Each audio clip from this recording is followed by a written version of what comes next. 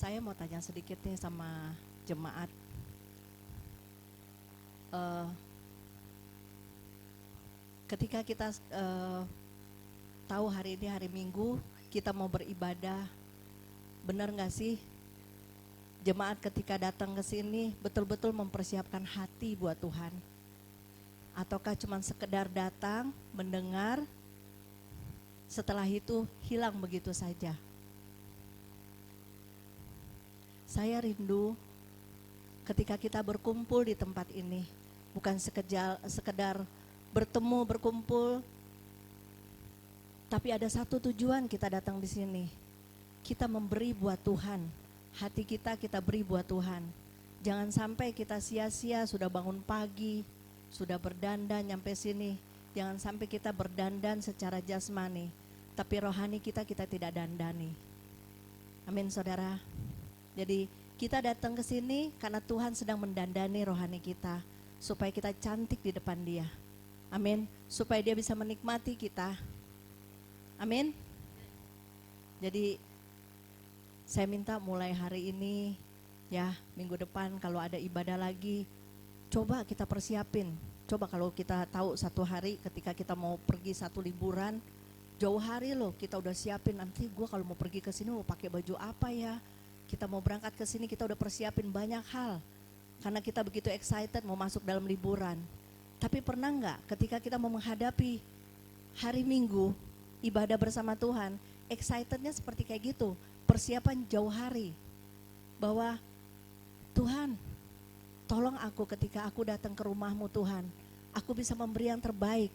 Ya seperti imam-imam dulu, mereka datang ke rumah Tuhan, tangannya penuh. Mereka mempersembahkan ke rumah Tuhan. Apa yang terjadi? Ketika mereka keluar dari rumah Tuhan, mereka tidak mengharapkan bawa sesuatu, tapi mereka bawa sukacita karena berjumpa dan bisa memberi buat Tuhan. Tapi jemaat zaman sekarang datang gak bawa apa-apa ke rumah Tuhan, tapi dia menjara di rumah Tuhan. Tuhan, minta ini, minta itu, doa saya belum dijawab, pakai ngancam-ngancam. Ya, jangan ya, kita datang ke sini, kita sepakat duduk di tempat ini, kita menghormati Dia sebagai Raja, akan memberikan sesuatu makanan yang sehat buat kita yang tidak bisa diberi oleh dunia. Amin. Ya, siapkan hati kita betul-betul, fokus betul untuk Tuhan. Oke, saya mau tanya nih pertanyaan yang aneh, tapi ini fakta. Ada gak sih yang pernah makan racun? Ada yang pernah makan racun?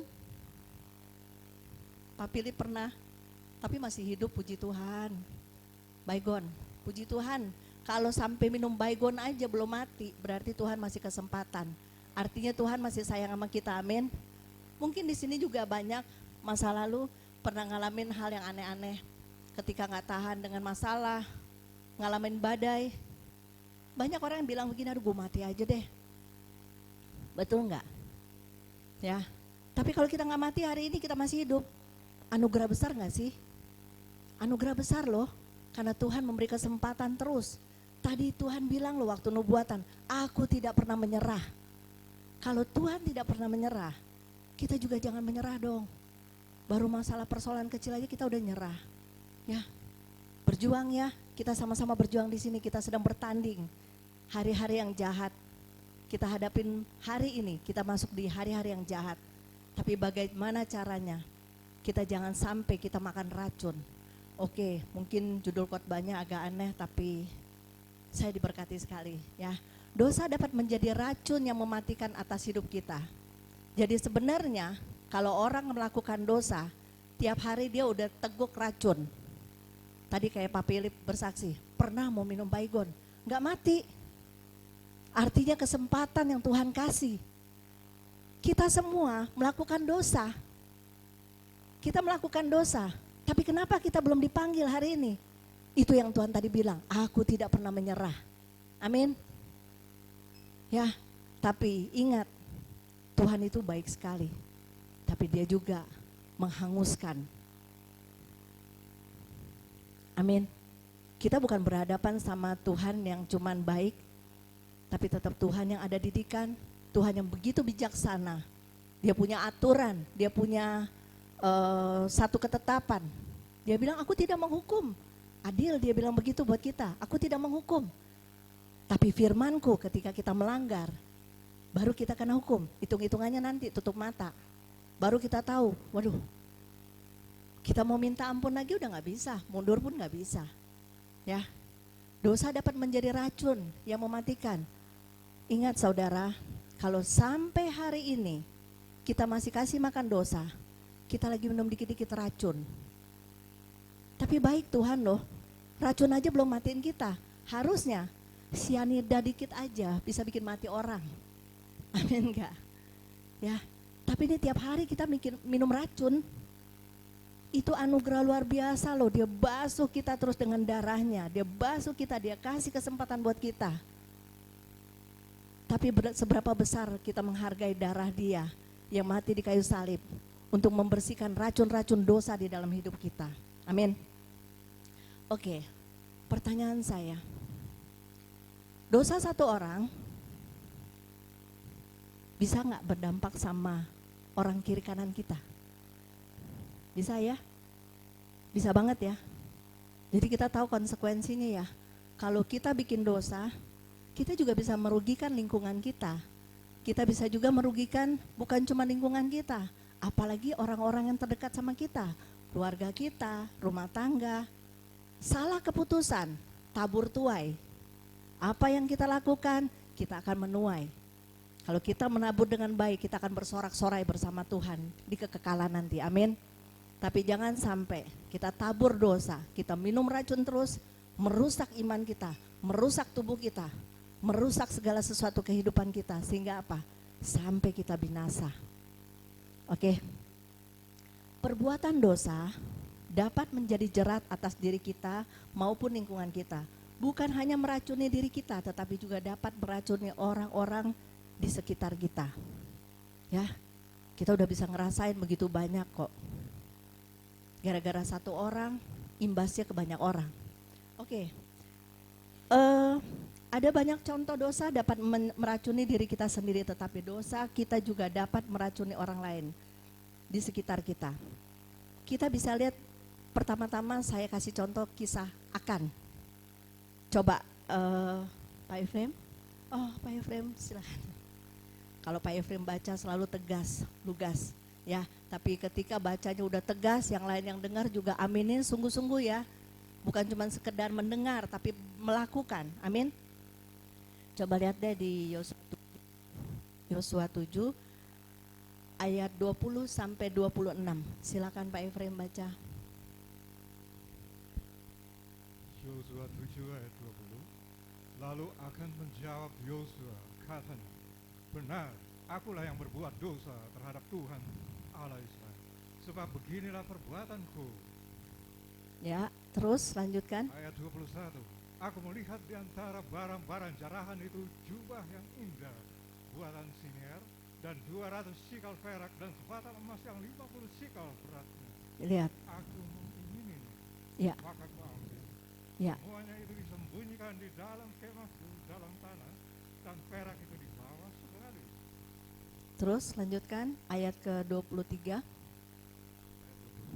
Perhatikan benar-benar ya, ayat ini sama-sama baca ya. Dan simak betul-betul setiap firman demi firman. Lanjutkan Pak Efrem. 23 sekarang. Ayat 23. Maka mereka mengambil semuanya itu dari dalam kemah, lalu membawanya kepada Yosua dan kepada semua orang Israel, dan mencurahkannya di hadapan Tuhan. Terus ayat 24 berikutnya. Ayat 24. Kemudian Yosua beserta seluruh Israel mengambil Akan bin Zera dan perak, jubah dan emas sebatang itu, anak-anaknya yang laki-laki dan perempuan, lembunya, keledainya dan kambing dombanya, kemahnya dan segala kepunyaannya, lalu semuanya itu dibawa ke lembah Akor. Ya, lembah Akor. Terus lanjutkan ke 25. Ayat 25. Berkatalah Yosua, seperti engkau mencelakakan kami, maka Tuhan pun mencelakakan engkau pada hari ini. Ya. Lalu seluruh Israel melontari dia dengan batu, semuanya itu dibakar dengan api dan dilempari dengan batu. Amin. Jadi begini kisahnya Akan. Jadi ketika bangsa Israel sedang berperang, ya, waktu pertama itu dia berperang dengan pasukan yang luar biasa, mereka bisa mengalahkan. Tapi kemudian Yeriko, waktu mereka berperang dengan Yeriko. Nah, di situ mereka kemenangannya luar biasa karena penyertaan Tuhan. Mereka taat dengan suara Tuhan. Apa yang Tuhan perintahkan mereka lakukan sehingga kemenangan itu luar biasa mutlak. Tapi kemudian setelah berperang, Akan ini nakal. Dia ambil, dia curi barang-barang yang tidak berkenan di hadapan Tuhan. Akhirnya apa? Dia sembunyikan untuk diri dia sendiri supaya tidak ketahuan. Dia pikir, oh tidak ada yang lihat, saya menyembunyikannya barang-barang itu. Tapi sadar tidak, ketika dia satu orang aja dia mencuri di saat usai perang, apa yang terjadi? Bangsa Israel lah jadi kena masalahnya. Ketika mereka berperang kembali dengan suku Ai. Suku Ai ini suku kecil, mungkin Pak Ferdi sudah pernah khotbah di sini. Suku Ai itu tidak terlalu banyak, tapi mereka menganggap remeh, ya, menganggap remeh. Dan di situ mereka sudah tidak lagi taat kepada Tuhan. Pertama, akan membuat dosa dengan dia membawa satu barang yang tidak berkenan di hadapan Tuhan. Mengapa bangsa Israel kalah? Coba kita baca dulu di Yosua 7 ayat 11 sampai 12. Yosua 7 ayat 11. Orang Israel telah berbuat dosa, mereka melanggar perjanjianku yang kuperintahkan kepada mereka. Mereka mengambil sesuatu dari barang-barang yang dikhususkan itu. Mereka mencurinya, mereka menyembunyikannya, dan mereka menaruhnya di antara barang-barang. Oke, stop dulu sampai sini. Jadi akan mencuri barang yang khusus untuk ditumpas. Ya. Kalau barang yang khusus ditumpas, ketika kita menyimpan, kita pun berikut ditumpas, kita jadi bermasalah. Dan dia menyimpan itu. Lihat, mungkin buat Akan, itu sesuatu yang kecil dari begitu banyak prajurit Israel yang berperang. Dia mencuri, tapi dampaknya luar biasa karena satu orang. Israel pun kena hukum, mereka kalah dalam berperang. Amin. Terus lanjutin ke ayat 12-nya. Ayat 12, sebab itu orang Israel tidak dapat bertahan menghadapi musuhnya. Mereka membelakangi musuhnya, sebab mereka itu pun dikhususkan untuk ditumpas. Ya. Aku tidak akan menyertai kamu lagi, jika barang-barang yang dikhususkan itu tidak kamu punahkan dari tengah-tengahmu. Lihat ya, ketika akan menyimpan barang tumpas yang khusus ditumpas, Tuhan tidak menyertai lagi. Ya, kalau kita memiliki sesuatu barang-barang yang tidak berkenan di hadapan Tuhan, terus kita taruh di dalam rumah kita pikir ini bagus, belinya mahal nih, gue di luar negeri, sayang. Tapi itu barangnya berbau tumpas. Firman Tuhan jelas bilang di sini, aku tidak akan menyertai kamu, ya. Jika barang-barang yang khusus itu tidak kamu punahkan dari tengah-tengahmu, kita pun berikut ditumpas sama kuasa kegelapan. Oke? Ya, ini kisah Akan ini, jadi dia buat celah yang luar biasa yang menyakiti hati Tuhan. Dia menimbun satu barang yang dilarang dan dia tidak taat. Gara-gara satu orang tidak taat, merugikan banyak orang. Hati-hati, apalagi kita sama-sama di sini. Tuhan tiap pagi ngajarin kita kalau sebelum ibadah bergandengan tangan. Ada saya lihat suka ada males-malesan, mau gandengan tangan iya atau enggak. Ingat loh, kita ibadah ini kita berperang. Karena apa? Setiap kebenaran firman yang ditabur di sini akan melepaskan kamu dari ikatan kuasa kegelapan. Jangan kaget, saya tadi malam jujur perut saya seperti kram, sakitnya minta ampun. Tapi saya sempat bilang sama Pak Ferdi, Fer bisa siapin khotbah enggak? Kalau saya sampai enggak bisa kuat, kamu bantu saya. Tapi tetap saya bilang, tapi tetap saya punya iman, saya mau tetap berdiri. Sakitnya luar biasa. Sampai udah coba dulu begini, minta didoain lah, pokoknya banyak hal lah. Sakitnya luar biasa. Tapi saya tahu, roh jahat enggak suka karena yang kita ngomong kebenaran. Kalau kita ngomong kebenaran itu akan memerdekakan yang mendengarkan sungguh-sungguh. Amin. Kecuali kita dengar seperti kayak radio atau musik, masuk kanan, keluar kiri, masuk kanan, keluar kiri. Nggak ada hasilnya, akhirnya apa? Pulang sama aja, tidak ada perubahan. Tapi ini Tuhan lagi garap nih hati-hati kalian ini semua. Tuhan lagi lembutin hati kita semua, menjadi tanah yang subur. Dan sekarang dia sedang menabur benih-benih yang baik dari surgawi. Kita siap nggak? Kita sebagai tubuh bejana ini kita siapkan ladang buat Tuhan di dalam hidup kita. Supaya apa yang Tuhan sampaikan di sini, benih-benih itu bertumbuh dengan sehat. Amin. Oke, karena dosa satu orang melanggar perjanjian dengan Tuhan. Jadi ingat ya, karena satu orang aja bisa merugikan banyak orang. Peperangan loh, ini kita bicara bukan satu orang. Peperangan itu berarti sesuatu yang besar. Tapi gara-gara satu orang punya ulah, merugikan banyak orang. Bahkan Israel kalah dalam berperang dengan suku Ai yang kecil. Waktu dia lawan perang melawan Yeriko, pasukan luar biasa. Tapi Tuhan tidak mempermalukan karena Tuhan berdiri di sana. Tapi ketika ada celah, ya kita lagi membelakangi Tuhan, kita lagi menjauh dari Tuhan dan Tuhan tidak menyertai kita. Bagaimana mungkin kita mau berperang dalam hidup kalau kita tidak disertai sama Tuhan? Kalah pasti, mati konyol. Amin. Oke. Karena dosa satu orang, engkau sedang minum racun maut atas dirimu. Juga engkau sedang meracuni keluargamu. Ya. Kita lihat coba contoh misalnya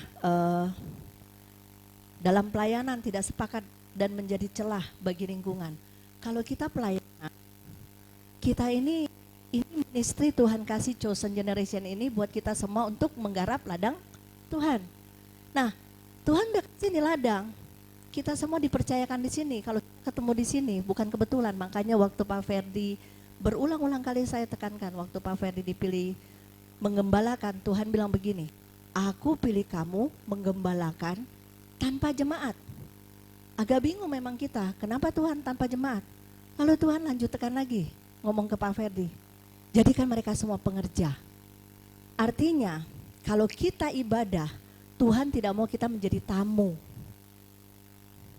Oke, tapi Tuhan mau kita melakukan sesuatu di ladangnya. Kalau kita dipercayakan di sini, garaplah sama-sama. Supaya kita bisa menghasilkan buah yang baik dan ladang lain bisa menikmatinya. Oke, tapi misalnya gini, kita udah benar-benar nih ikutin prosedurnya. Satu orang aja bikin ulah, satu orang naburnya sembarangan, hasilnya nggak baik. Kita semua akan nuainya kan bareng-bareng, bukan sendiri-sendiri. Ingat khotbahnya Pak Ferry minggu lalu, keselamatan itu bukan perorangan, tapi per kelompok. Kalau kita diselamatkan, artinya kita diselamatkan supaya kita bisa menyelamatkan keluarga kita. Masih ingat ya, puji Tuhan. Jadi kalau kita sampai diselamatkan, itu ada rencana Tuhan di mana keluarga kita pasti diselamatkan. Amin. Nah, jangan sampai kita ngejar keselamatan, tapi dengan cara suka-suka. Nggak mungkin bisa. Rumusnya berbeda. Tuhan punya rumus itu mutlak dan luar biasa. Rumusnya itu firman Tuhan. Siapa yang keluar dari firman Tuhan dan melanggarnya, tidak akan pernah dapat rumus yang tepat. Sama seperti kita ke ATM. Kalau kita salah masukin PIN, duit nggak akan keluar. Bahkan di dunia aja kejam ya. 3 kali salah pencet, ketelan ya. Repot lagi ngurus. Nah, Tuhan juga begitu. Dia kasih panduannya firman Tuhan, kebenarannya. Semua yang di luar dari firman, jangan kita kait-kaitin bahwa ini benar loh, ini firman Tuhan. Tapi di luar firman Tuhan, itu semua sesat. Saya boleh bilang begitu kenapa? Karena firman Tuhan ini sangat-sangat berkuasa. Dan kita tidak bisa bermain-main dengan firman-Nya. Oke, gara-gara satu orang bisa merugikan banyak orang. Karena kejahatan satu orang dalam rumah tangga, satu keluarga dapat dibantai karena sakit hati. Suka nggak sih nonton? Sorry, goyang terus. Goyang ya. Oke, thank you. Pernah nggak sih, suka nggak sih dengar di TV, gara-gara sakit hati, satu keluarga dibantai. Lihat ya, Gara-gara satu orang doang di rumah bikin ulah, satu keluarga bisa mati loh. Ya, kebetulan di dekat sini nih Pulau Mas. Kalau saya suka lewat di Pulau Mas itu dekat kantor Ayen. Itu kalau kita lewat kita bilang ini yang pernah masuk di TV nih. Gara-gara satu orang, satu keluarga dibantai abis loh. Bahkan sampai anak-anak kecilnya juga dibantai. Anaknya nggak berdosa. Yang berdosa itu cuma satu orang. Tapi lihat apa yang terjadi. Satu keluarga dibantai. Ingat ya, dosa yang kita buat hari ini, pribadi lepas pribadi yang duduk di sini, apa yang kita tabur, kita akan tuai. Amin. Saya mungkin Pak Philip saya ganti ini aja ya.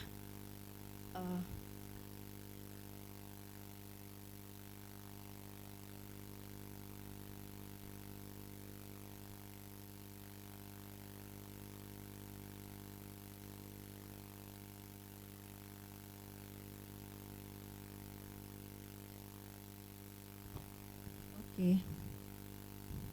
Biasanya pegang mic langsung nyala. Jadi kalau ada aturan nih kayak gini salah satu nggak pernah ikut aturan jadinya nggak tahu mic-nya nggak nyala. Ya, gitu juga kita nggak ngikut aturan firman Tuhan, jalan kita salah. Amin. Jadi nggak main-main ya. Satu orang melakukan dosa, akibatnya satu keluarga, lingkungan, bahkan bisa banyak orang yang bermasalah. Amin. Oke, yang pertama tadi kita lihat kasus Akan. Sekarang kayak tadi enak Pak Philip suaranya. Yang kayak pertama. Ini ya kayak gitu. Oke, sekarang kita lihat kisah yang kedua, Abimelek. Yang pertama itu bicara tentang ketaatan, Akan.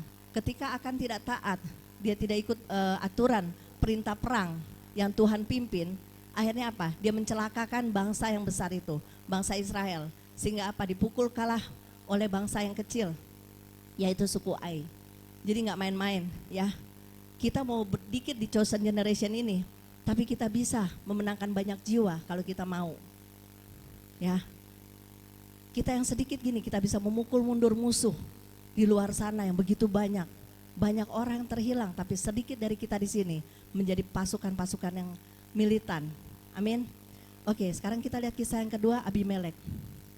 Abimelek ini berkaitan dengan dosa kekudusan. Kita baca coba, kita lihat di kisah Abimelek ini di Kejadian 20, saya kasih terangin dulu ya. Di mana Abraham pergi ke selatan dan tinggal di Gerar. Nah di Gerar itu ada raja yang namanya Abimelek. Kemudian karena mereka mengembara di kota yang tidak dikenal, Abraham berkata pada Sarah istrinya, untuk tidak memberitahu bahwa dia istri Abraham, melainkan saudaranya. Jadi Abraham nih lagi pergi ke satu kota yang namanya Gerar, dan di situ ada raja yang bernama Abimelek. Saya yakin kalau sampai kan pasti di kerajaan itu banyak sekali perempuan yang cantik. Tapi saya yakin Sarah ini salah satu perempuan yang cantik yang menarik. Sehingga Abimelek itu bisa jatuh hati. Ya, padahal kan kiri kanannya pasti dia seorang raja, banyak sekali orang-orang yang pingin duduk di kerajaan. Banyak sekali yang cantik-cantik. Tapi kalau sampai dia bisa melirik orang yang baru datang, Sarah, berarti saya yakin 100% paras dari Sarah itu cantik sekali. Sehingga dia memikat hatinya kepada Sarah. Tapi di sini Abraham karena nggak mau rugi, dia takut, dia nggak kenal wilayah ini. Dia takut nanti dia diapa-apain, akhirnya dia bilang sama Sarah, nanti kalau ke sana orang tanya kamu saudara saya ya.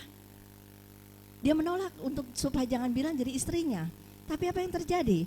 Coba kita baca di Kejadian 20 ayat 2.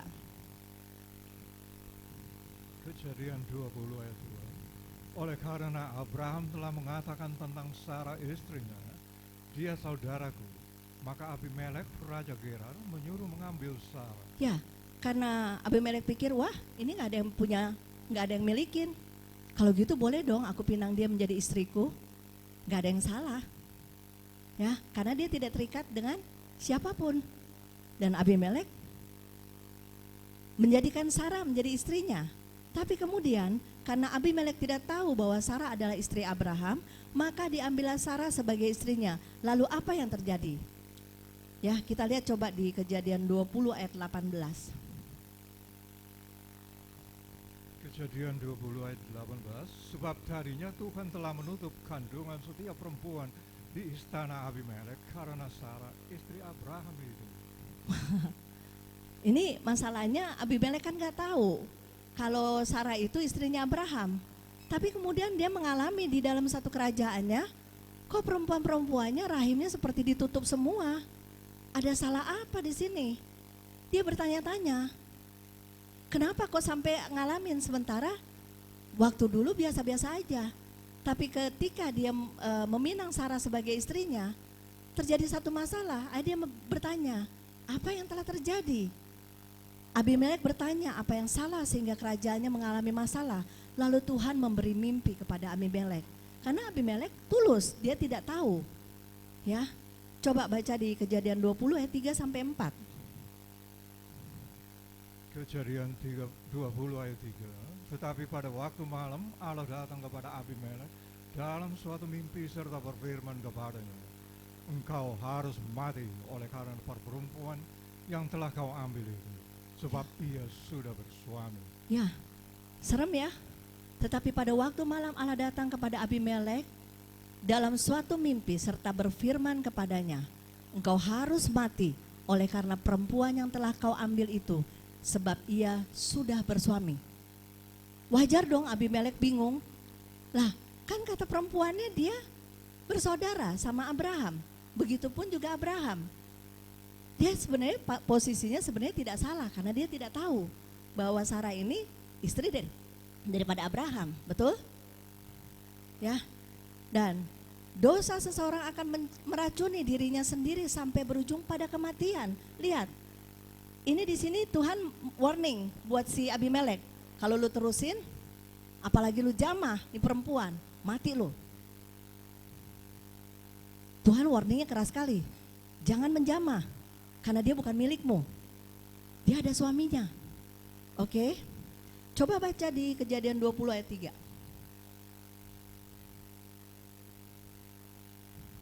Hah? Oh barusan, sorry. Oke. Hal ini kita bisa bicara kudusnya perkawinan, ya. Lihat, Abimelek dia tidak tahu bahwa Sarah memiliki suami. Tapi kemudian ketika dia meminang menjadi istrinya, terjadi satu masalah besar. Bahkan Tuhan sendiri turun dalam mimpi, Tuhan berbicara. Sekali lagi, engkau harus mati oleh karena perempuan yang telah kau ambil itu, sebab ia sudah bersuami. Ini bicara kekudusan dalam pernikahan. Oke? Apakah yang mati hanya yang dialami Abimelek saja? Ya? Apa cuma Abimelek yang mengalami kematian? Tidak, tetapi satu istananya juga mengalami masalah. Walaupun Abimeleknya yang bisa mati, tapi istana jadi masalah. Mereka tidak mati, tapi mereka dibikin mandul. Gara-gara satu kelakuan dari Abimelek. Abimelek ini tidak tahu. Tapi Tuhan memberikan tanda bahwa tidak boleh kamu menyentuh wanita ini. Karena dia telah memiliki seseorang. Oke, kita lanjutkan. Gara-gara satu orang akan menyeret satu keluarga mengalami masalah karena perselingkuhan orang tua, anak menjadi korban juga. Kadang juga ini gara-gara perselingkuhan. Perselingkuhan itu juga dampaknya anak-anak bisa mengalami masalah. Betul nggak? Ya, yang rugi siapa? Yang rugi siapa? Korban gara-gara orang tua, anak yang ngalamin dosanya. Siapa sih di sini yang mau kalau papa mama kita pisah?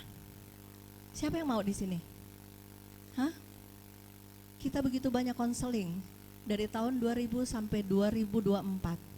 Ya, setiap kita konseling sama anak-anak, kita pikir kenapa kok mereka berontak, mereka galak, marah, kecewa. Intinya cuma satu, kehilangan figur, kasih sayang orang tua. Nah ketika kita lagi melayani orang tuanya bilang begini, saya kasih makan anak saya kerja keras, saya kasih semuanya buat anak saya. Dia bilang begitu. Ya, dia pikir dia udah kasih semua, tapi yang anaknya pingin kesatuan. Kasih yang mula-mula itu. Oke? Akhirnya apa? Korbannya anak. Tapi nanti kita akan bicarakan itu, kita potong lagi, kita lanjut. Jadi apa yang kita lakukan? Ya, apa yang kita lakukan? Dosa apapun itu dapat merugikan orang di sekitar kita. Apa yang kamu tabur, kamu akan menuai pula. Jika saudara melakukan dosa akan menuai kematian, baik jasmani maupun rohani. Lihat ya, gara-gara dosa mengalami kematian. Kematian bukan cuman bukan cuman rohani ya. Tapi akan kalau kita lanjutin tadi, itu dirajam loh, dilempar. Gara-gara dia bikin ulah, akhirnya satu keluarganya, keluarga kandungnya dikumpulin, dilemparin pakai batu sampai mati. Lihat, dosanya akan satu keluarga dibunuh, dibantai habis sama bangsa Israel. Kenapa? Karena kalau enggak ini keturunannya. Enggak mungkin kalau keturunannya di atasnya jahat, anaknya baik, ada roh yang diwariskan. Kita banyak dalam pelayanan kita lihat. Ketika orang tua kita melakukan kejahatan, rohnya kita warisin. Saya pernah ngalamin satu kasus, lagi melayani satu orang. Jadi gini, dulu keluarga ini miskin sekali. Terus dia lihat anaknya lapar sekali. Dia mau kasih makan, dia bingung, gak ada makanan. Gak ada angin, gak ada hujan, dia lagi berdoa, Tuhan buka dong jalan. Tiba-tiba ada ayam tetangga lepas. Masuklah ke halaman dia. Wah, dia bilang, puji Tuhan, jawaban Tuhan nih, ayam siapa nih, yang penting masuk sini, saya minta, depan mata ayamnya stop. Diambil sama dia, dimasak, dan dia bisa memberikan makanan satu keluarga. Ya, tapi lucunya, tetap dosa kecil besar, tetap dosa. Itu namanya dosa curi. Nah kemudian, satu hari anaknya meranjak dewasa. Pria yang gagah, berprestasi, tapi jadi lucu, punya semua, tapi kayak klepto, bawaannya mau nyuri mulu. Sampai dia bilang gini, apa sih kekurangannya? Kok rasanya dia kalau ngelihat orang punya barang pengen diambil aja. Ada roh yang diwariskan, dosa curi itu turun ke dia. Nah dosa curi ini, benihnya curi ya, harus mencuri. Gimana caranya? Padahal dia punya semua. Dia lihat orang punya. Ada satu artis saya pernah dengar. Ya, saya pernah baca, bukan dengar. Saya pernah baca, saya lihat dia punya semua. Tapi dia nggak tahan kalau tidak mencuri. Yang penting dia bisa ambil aja. Sampai keluarganya tahu, biarin aja dia ambil. Dia sakit, katanya gitu. Nah, kalau dunia bilang sakit, tapi kalau kita lihat di dalam pelayanan, itu roh yang diwariskan, roh curi. Akhirnya frustasi juga nih, anak laki ini dia bilang gini, ibu ini curhat sama kita waktu pelayanan itu, dia bilang begini, anak saya ini senang banget ngambil, padahal dia punya semua loh, dia kaya, gak kekurangan sama sekali, tapi penyakit dia klepto, dia suka ngambil. Akhirnya dikirim, apa yang terjadi? Waktu dilayani ternyata ada roh curi di dalam dia. Masuknya mana? Ya waktu bapaknya lagi susah, ayam orang diambil. Ini perkara kecil loh, tapi dosanya berdampak sampai keturunan. Dan ini gak main-main. Betul gak? Ya, oke. Coba lihat di Yeremia 31 ayat 30 deh. Pembuktian. Yeremia 31 ayat 30. Yeremia 31 ayat 30. Melainkan setiap orang yang akan mati karena kesalahannya sendiri, setiap manusia yang makan buah mentah, giginya sendiri menjadi ngilu. Ya, gak mungkin dong. Kita yang makan, orang lain giginya yang ngilu. Tapi ada firmannya, bapak-bapak yang melakukan, anaknya yang menanggung, ada itu dosa warisan. Ya, tapi ini biasanya dampaknya langsung ke kita dulu ketika kita melakukan dosa. Setiap orang akan mati karena kesalahannya sendiri, ya. Jadi mati bukan karena kesalahan orang lain loh, mati karena kesalahan diri sendiri. Terus Setiap manusia yang makan buah mentah, giginya sendiri menjadi ngilu. Ya, apa yang dia tabur ya dia tuai. Ingat ya, kita semua yang duduk di sini, saya bukan mau menghakimi dengan firman, tapi saya mau mengingatkan untuk kita berbalik. Ya, tadi satu anugerah saya diberkati pembukaan Pak Philip ngomong begitu, karena kita pernah melayani satu anak muda ya, Fer. Anak itu lucu, udah minum Baygon, udah minum spiritus, racun macem-macem, kagak mati-mati. Ya, dia tuh dari kecil kalau dia tutup mata, dia ada orang yang usil, dia buka mata semua udah pada gelepakan. Ternyata waktu saya ngobrol sama mamanya, anak ini kakeknya ini punya roh orang kuat. Dan ketika kakeknya meninggal, dia gak kenal sama kakeknya. Tapi rohnya turun. Pak Ferdi lagi ngomong sama anak itu. Saya bicara sama ibunya. Ibunya bilang, anak ini tidak pernah kenal sama kakeknya, tapi kakeknya itu punya ilmu kebal. Bayangin ya, ketika roh tidak dibatalin, dosa kakeknya turunlah ke cucunya. Cucunya punya roh orang kuat. Makanya dia mau minum racun, dia apa pernah, karena dia pernah ngalamin satu depresi berat. Dan dia minum macam-macam, sampai racun apapun kagak mati-mati. Cuman satu kali dia muntah ketika dia minum air sabun. Baru dia muntah, yang lainnya enggak ya. Lifebuoy ya, sebut nama sabunnya lagi Lifebuoy. Ketika dia minum baru dia muntah. Inilah kerjaan kuasa kegelapan. Ya. Roh jahat itu kerjaannya seperti kayak alien. Tahu alien? Kenapa kita nggak boleh nonton alien? Karena dia identik dengan kuasa kegelapan. Cara kerjanya gini nih, dia masuk nih ke tubuh orang, dia rusak, dia pakai tubuh orang ini untuk merusak, bikin kejahatan. Udah hancur nih tubuhnya, dia pindah lagi ke tubuh baru. Kenapa? Ini udah nggak bisa dipakai, kendaraannya udah hancur. Nah begitu juga roh jahat, pakai nih kita, terus kita dipakai untuk kasih makan dia sampai kita hancur. Pas kita hancur, dia pindah cari jalur yang baru. Mana nih garis yang sama? Oh ini anaknya. Gue punya jalur yang sama nih, kayak anak tadi yang laki tadi, ingat ya, dia pindah ke anaknya mulai bikin ulah, padahal kakeknya yang bikin masalah. Dosa itu turun loh. Tapi saya boleh kasih tahu sama saudara, inilah kebaikan Tuhan ya, jangan pernah kita merasa terhakimi dengan dosa-dosa yang kita lalui. Ya, Tuhan bilang jangan pernah merasa terhakimi, karena pada dasarnya kita sudah diwariskan. Apa yang kita lakukan hari ini, kita kasih makan dari dosa-dosa leluhur nenek moyang orang tua sampai hari ini kita kasih makan, itu ulah semua yang diwariskan. Tapi satu hal yang saya mau ingatkan ya, ketika kita sudah dimerdekakan, jangan coba-coba main-main lagi ke dalam dosa-dosa yang lama. Itu kesempatan. Oke, itu kesempatan yang Tuhan berikan bagi kita. Jadi kalau sampai kita sudah dilepaskan, kita dimerdekakan, jangan coba-coba main lagi dengan kotoran itu. Sampah masa lalu, kalau kita bawa dalam kehidupan kita, sampah itu jadi kuman, masuk ke dalam hidup kita. Mati enggak kita?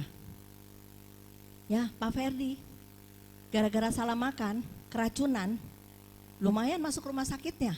Itu bukan sampah yang dia makan, cuman karena makanan yang sudah jadi bakteri, udah ada pembusukan, dia makan, akhirnya berapa hari di rumah sakit. Tapi itu kebaikan Tuhan. Amin. Gitu aja udah gak enak ya, apalagi kita makan racun. Makanya saya ingetin di sini, kalau kita sudah dilepaskan, jangan nengok ke belakang terus dong. Ya, aduh gue gak layak nih, dosa gue begini, begitu. Kita semua sudah diberi kesempatan sama Tuhan. Ya, kita sudah dimerdekakan, tapi bisa enggak kemerdekaan itu kita bertanggung jawab? Seperti kalau dibilang istilahnya, kalau dalam konseling bilang gini ya, yang paling gampang aja deh.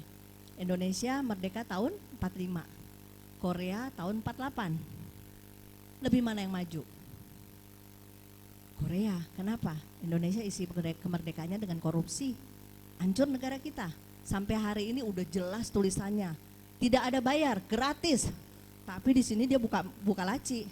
Lu nggak kasih duit, gua lamain dokumen lo. Dan itu kita alamin loh. Kita alamin, betul nggak? Kita semua alamin. Bukan berarti kita juga kerja sama Dia, tapi kita mau nggak mau masuk ke sana. Tuhan tahu, mereka lah yang tanggung. Jelas ya, kita urusan surat-surat biasa aja, jelas tulisannya gratis, tapi tetap mereka buka laci. Lo mau cepet sekarang, kasih duit gede. Mau lama, ya tunggu aja ntar bertumpuk-tumpuk. Pada waktunya nanti akan dijawab. Inilah dunia yang semakin jahat.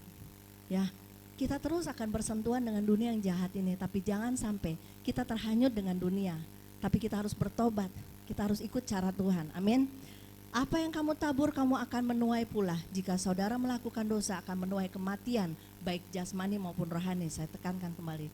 Orang yang melanggar, kita lihat ya. Saya selalu kalau khotbah nggak jauh-jauh dari kemah suci ini ya.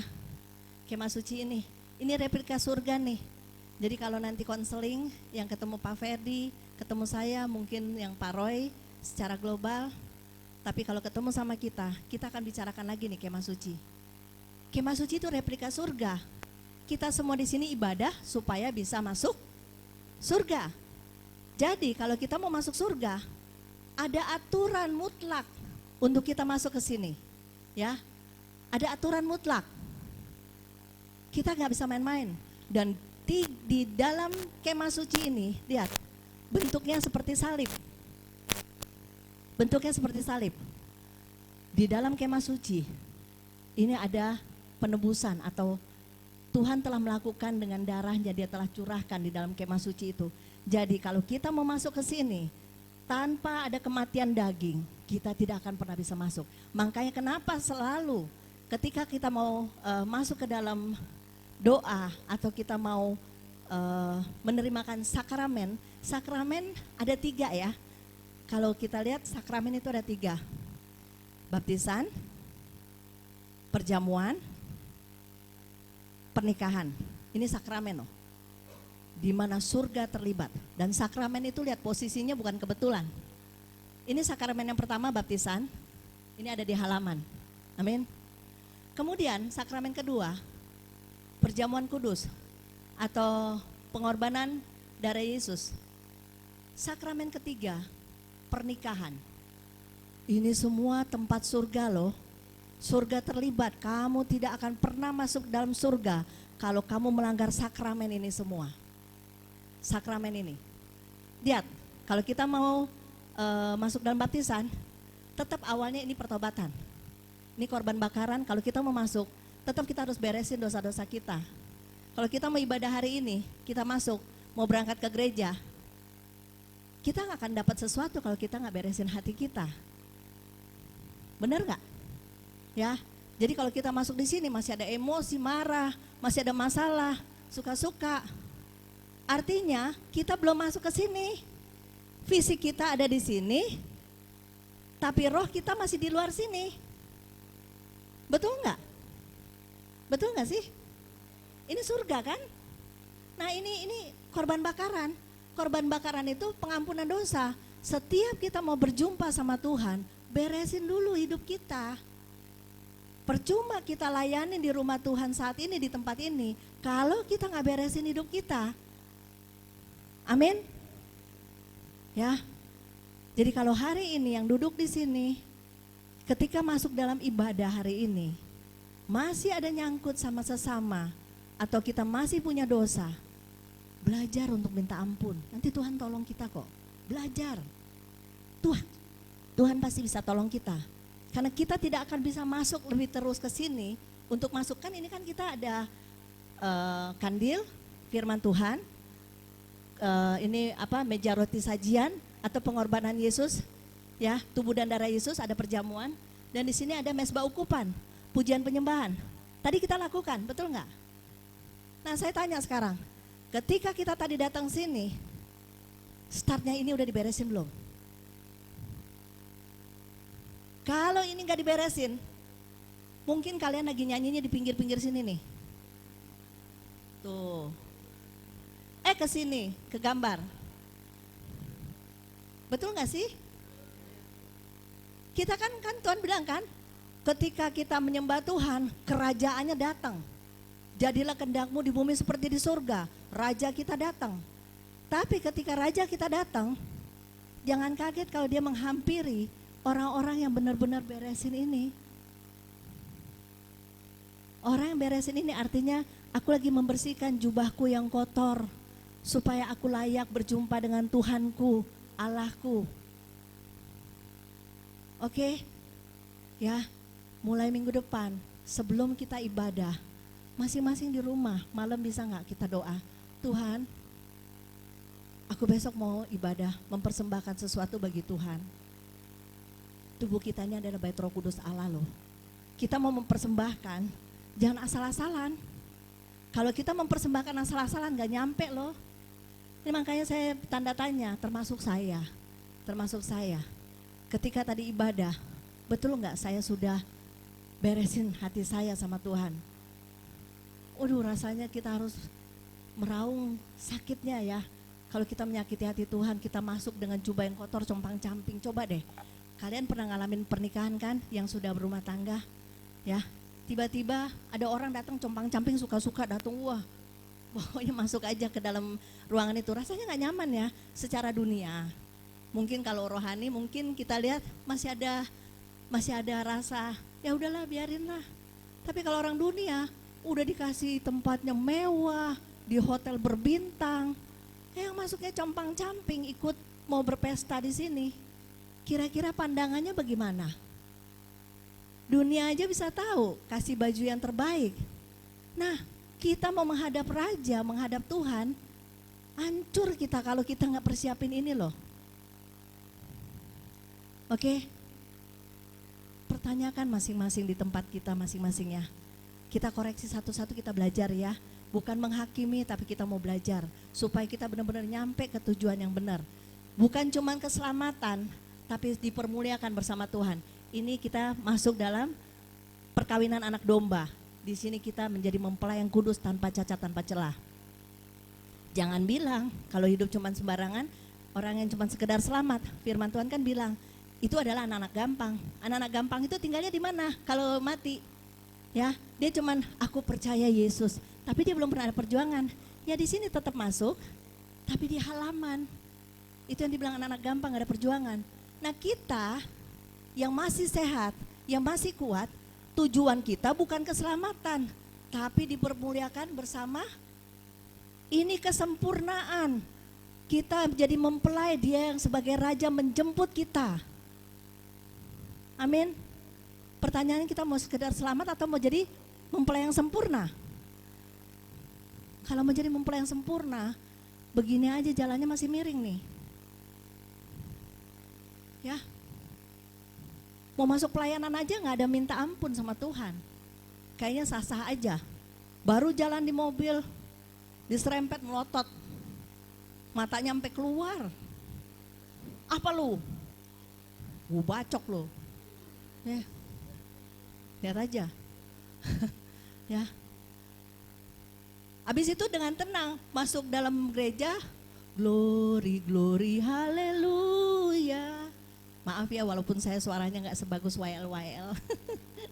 Minimal bisa kedengeran. Kira-kira normal gak sih kita nih? Normal gak sih yang kita kasih ke Tuhan? Kantor aja, kantor punya aturan. Ya, kami pernah kerja di kantor. Saya dulu bagian personalia, HRD. Kalau orang setiap kali mau interview, lihat bajunya dikit atau gimana yang gak benar atau gimana, tetap ada nilainya loh. Ada nilainya. Kantor dunia aja bisa begitu. Ya, bayangin, kita masuk ke rumah Tuhan, kita gak beresin hati kita, ada aturan di surga. Kita suka-suka main nyerobot aja masuk. Lihat ya, banyak loh saya kalau lihat gereja-gereja besar masuk main, nyerobot lari-lari. Ngetekin tempat, ini tempat gue. Makanya saya paling gak suka kalau pelayanan ya. Kita pelayanan semua, amin. Tempat ini semuanya ada namanya gak? Gak ada, jangan larang dong. Tapi kenapa saya kasih di baris depan ini ada bangku yang dijarang-jarang? Karena ini yang bertugas, ya, yang bertugas. Tapi yang lain bukan berarti tidak ada pelayanan. Duduk di bangku pun kalian melayani Tuhan, amin. Jadi gak suka-suka ya, Jadi kalau sampai gue biasa duduk di sini, ada orang yang tempatin, silakan kasih. Jangan sampai kita jajarin tas. Ini punya ini, jangan sampai sana. Jangan ya, ini punya gue. Kalau kita aja perkara kecil dalam pelayanan tidak bisa berkorban, jangan ngomong tentang pelayanan. Amin. Oke, kita lanjutin.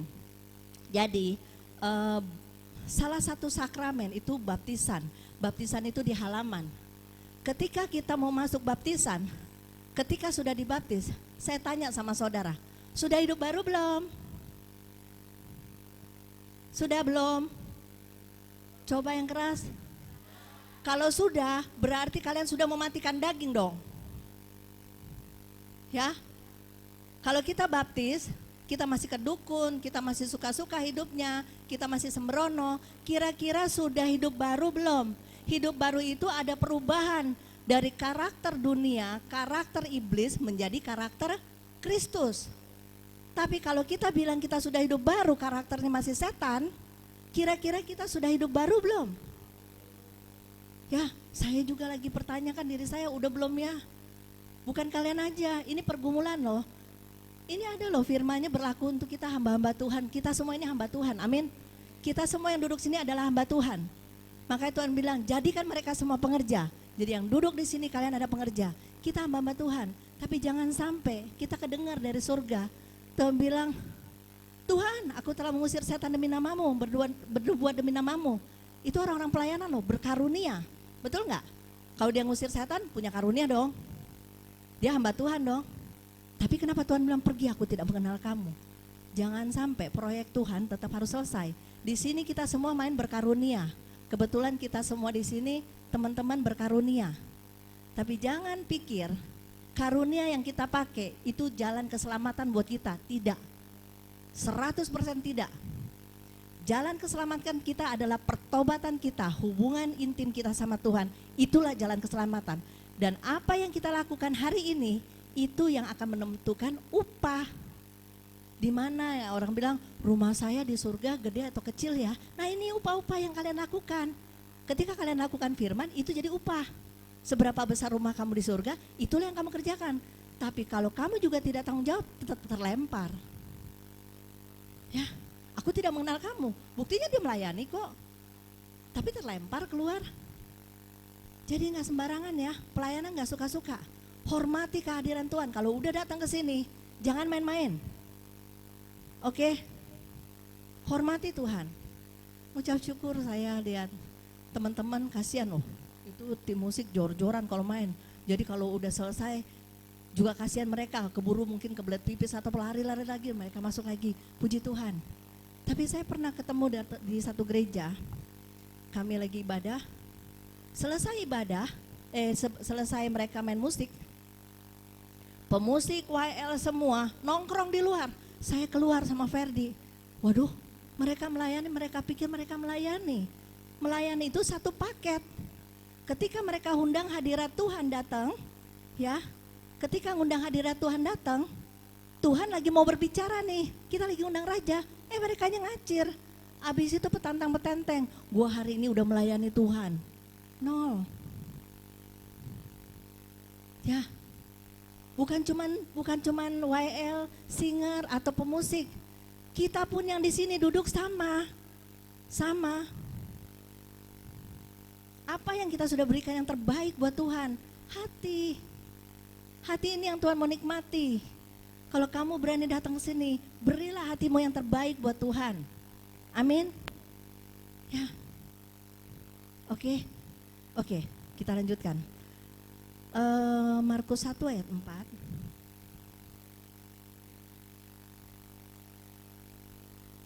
Markus 1 ayat 4. Demikianlah Yohanes Pembaptis tampil di padang gurun dan menyerukan, bertobatlah dan berilah dirimu dibaptis dan Allah akan mengampuni dosamu. Jadi kalau mau diampuni dosa harus bertobat dulu, baru menerima baptisan. Jangan terbalik ya, aku dibaptis dulu, baru aku mau coba-coba untuk bertobat. Baptisan itu bukan coba-coba. Makanya Tuhan pernah berbicara gini, satu kali waktu kita lagi konseling, Tuhan bilang begini, jangan sampai kamu basah tanpa kuasa. Artinya jangan sampai kita dibaptis tapi tidak ada kuasa, tidak ada perubahan. Kenapa? Tujuannya banyak orang kawin, dia cuman waduh karena gue perlu surat dokumen nih, dokumen ini surat baptis, jadi gue mau dibaptis nih. Ini main-main loh, sakramen Tuhan loh. Ingat, sakramen Tuhan itu gak main-main, surga terlibat. Ketika kita berani menyerahkan diri kita untuk dibaptis, artinya kita bilang, aku siap mati untuk Engkau Tuhan. Sangkal diri, artinya matiin daging. Pikul salib, artinya siap dikendalikan sama Tuhan. Ikut aku, artinya mulai jalan di tracknya Tuhan. Baru kita bisa menuju kemenangan itu. Kalau kalian berperang tanpa ada pertobatan, kalah pasti, 100% kalah. Jangan main-main ya, jangan main-main, oke? Artinya ketika kita mau bertobat baru kita menyerahkan dibaptis supaya dosa kita diampuni. Jika kita tidak bertobat, orang itu bukan diakui sebagai lahir baru. Ya, jadi banyak orang gini, selamat ya lahir baru. Bagaimana dia bisa tahu lahir baru? Jalani dulu dong. Ketika kita habis proses, kita minta ampun sama Tuhan, jalani dulu kehidupan kita. Sampai Tuhan yang berbicara kita sudah lahir baru karena Kristus telah memenuhi kita. Amin. Orang yang lahir baru adalah orang yang telah menguburkan dosa-dosanya dan dibangkitkan dan hidup yang baru. Coba lihat Roma 6 ayat 4.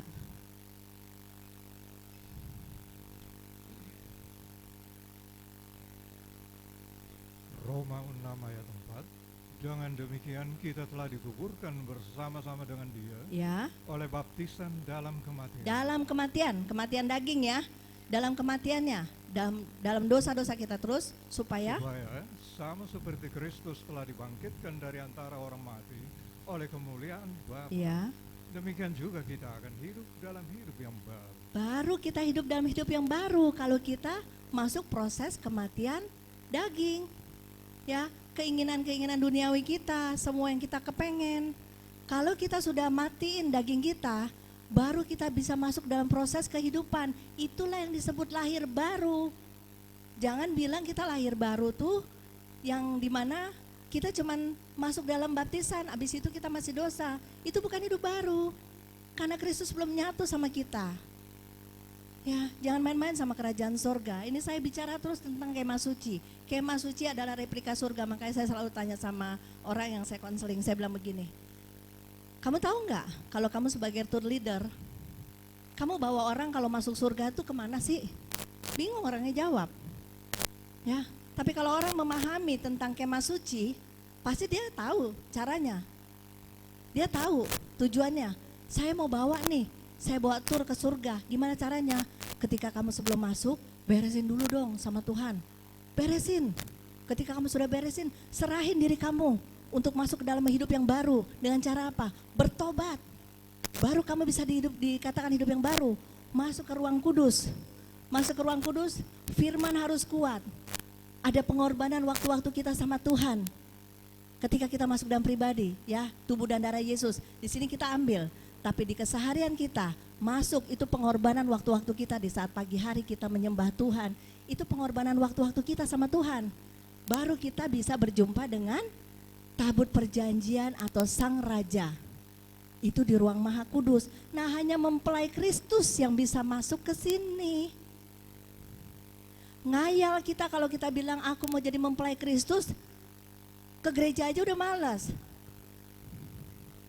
Ya, ngaku-ngaku mempelai kudus. Aturan Tuhan aja berantakan. Gak mungkin, 100% gak mungkin. Jadi ingat, ketika kita mau ibadah setiap minggu, beresin ini. Oke? Kalau kita gak beresin di sini, tidak akan pernah terjadi pertobatan. Amin? Oke. Orang yang tidak bisa melepaskan dosa, masih menikmati sampai hari ini, ia akan melahirkan maut. Yakobus 1 ayat 14 sampai 15, silakan dibaca.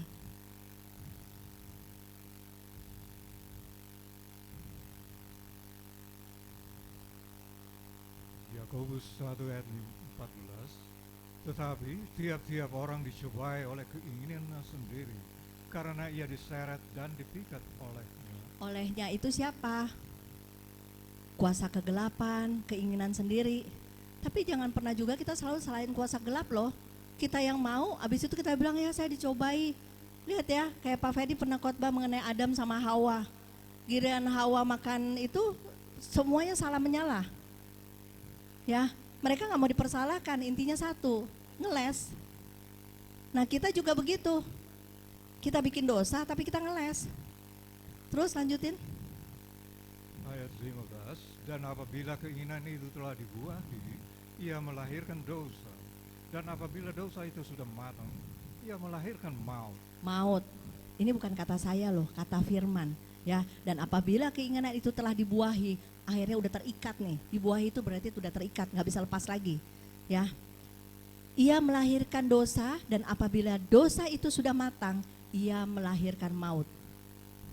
Hati-hati, jangan sampai ini udah mulai matang di dalam diri kamu. Oke? Oke, ya.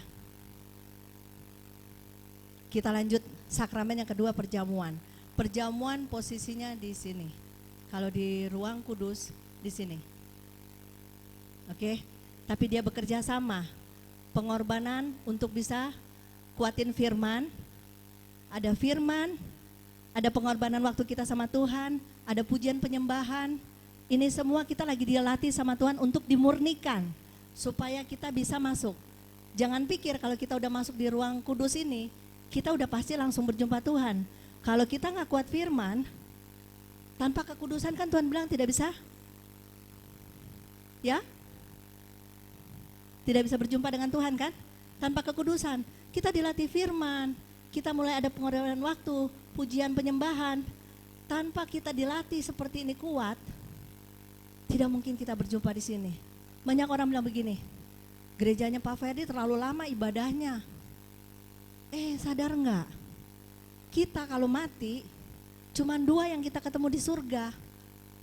Firman, dia ketika berbicara sama kita, ialah firman dia sendiri. Dan kita menyembah dia. Nah kalau di bumi aja kita tidak melatih untuk menyembah dan baca firman, mustahil kita bisa masuk surga, gitu aja deh. Terus ngayal lagi, gue pasti masuk surga.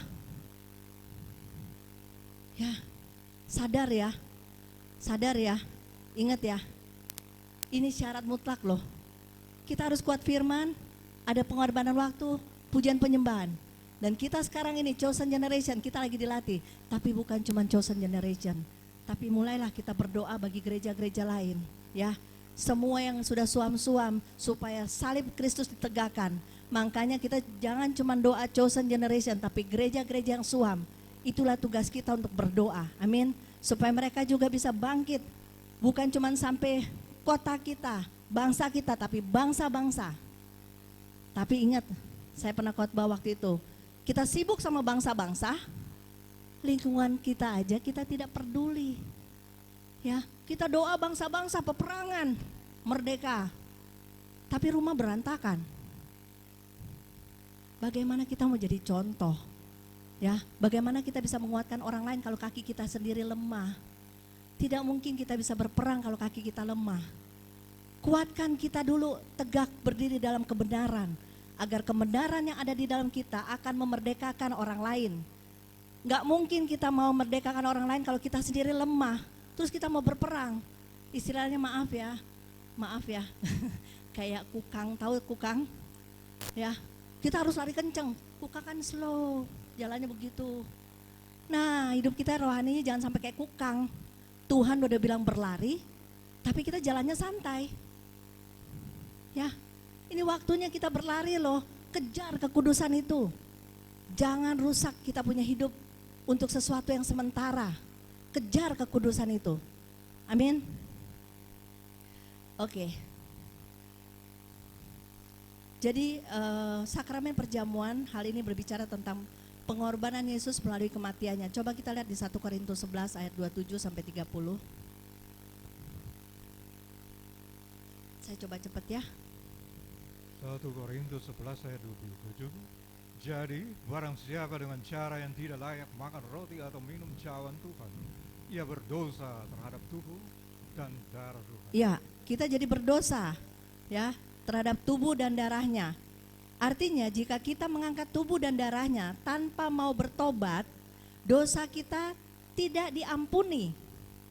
Jadi percuma kalau nanti kita angkat perjamuan tanpa kita mau ada pertobatan, dosa kita nggak diampuni kok.